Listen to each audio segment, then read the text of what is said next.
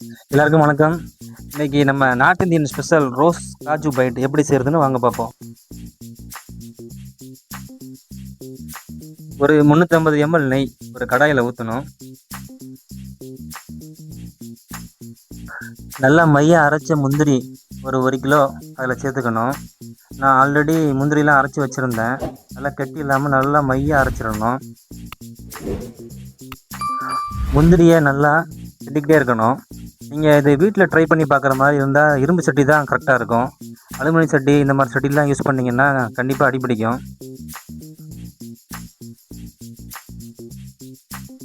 அப்படியே கிண்டிக்கிட்டே இருந்தீங்கன்னா கொஞ்சம் நேரத்தில் கொதிக்க ஆரம்பிக்கும்.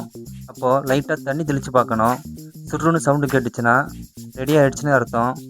இது பேர் தான் குந்தா. நமக்கு இப்போ குந்தா ரெடி ஆகிடுச்சு. அதை அப்படியே ஓரமாக இறக்கி வச்சுருவோம்.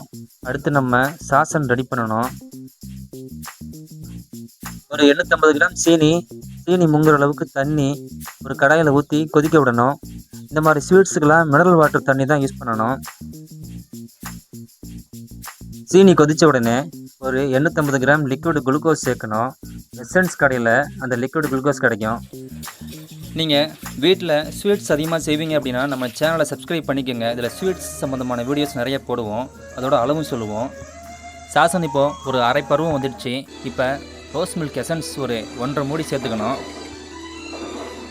இப்போது சாசன் கிட்டத்தட்ட ரெடி ஆகிடுச்சு. ஒரு கம்பியில் சீனி பாகத்தொட்டு நல்லா ஆற்றி விட்டு உடச்சி பார்த்தீங்கன்னா பட்டுன்னு உடையும். அதுதான் பதம். அந்த வீடியோவை என்னால் இப்போ எடுக்க முடியல. அடுத்த டைம் போடும்போது அதையும் சேர்த்து போடுறேன். சாசன் ரெடியான உடனே ஒரு தட்டில் எண்ணெய் தடவி இந்த மாதிரி ஊற்றி விட்டுறணும். அப்படியே நல்லா பரட்டி விட்டுக்கிட்டே இருந்தீங்கன்னா நல்லா செட் ஆகி டைட்டாகும். டைட்டான உடனே நம்ம ஏற்கனவே செஞ்சு வச்சுருந்த முந்திரி குந்தாவில் இதை தூக்கி போட்டு பரட்டி விட்டுக்கிட்டே இருக்க வேண்டியதுதான். இந்த வீடியோவில் உள்ள மாதிரி நல்லா பரட்டி விட்டுக்கிட்டே இருக்கணும். இந்த ஸ்வீட் நமக்கு கரெக்டாக வரத்துக்கு குந்தாவோட சூடும் இந்த சாசனோட சூடும் கரெக்டான லெவலில் வைக்கணும்.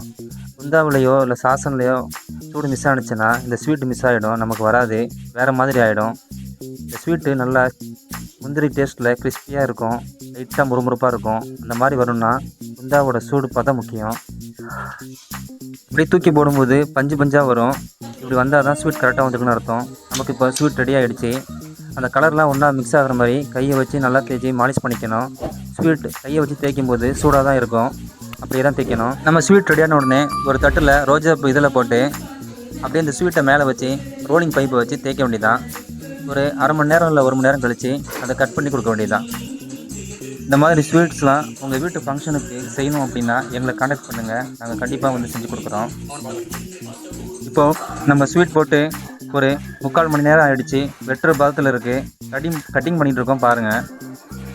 இந்த ரோஸ் காஜு பைட் இந்த ஸ்வீட் நம்ம ராஜபாளையத்தில் குமரனில் இருக்குது, அஜந்தாவில் இருக்குது. அதை விட்டால் இப்போ நான் வேலை செஞ்சிட்ருக்க ஸ்ரீவில்லிபுத்தூர் விஜயலட்சுமி கடையில் இருக்குது. வேறு எங்கேயும் இந்த ஸ்வீட்ஸ் கிடையாது.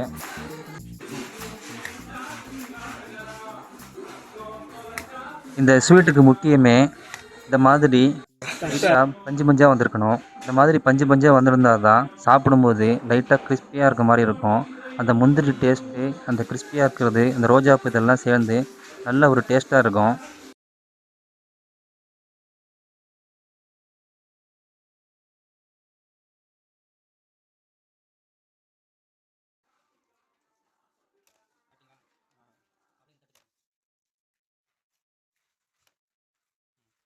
அவ்வளோதான், நமக்கு ரோஸ் காஜு பைட் இந்த ஸ்வீட் ரெடி ஆகிடுச்சு. எப்படி இருக்குது பாருங்கள். இந்த மாதிரி ஸ்வீட் சம்மந்தமான வீடியோஸுக்கு இந்த சேனலை சப்ஸ்கிரைப் பண்ணிவிட்டு போங்க.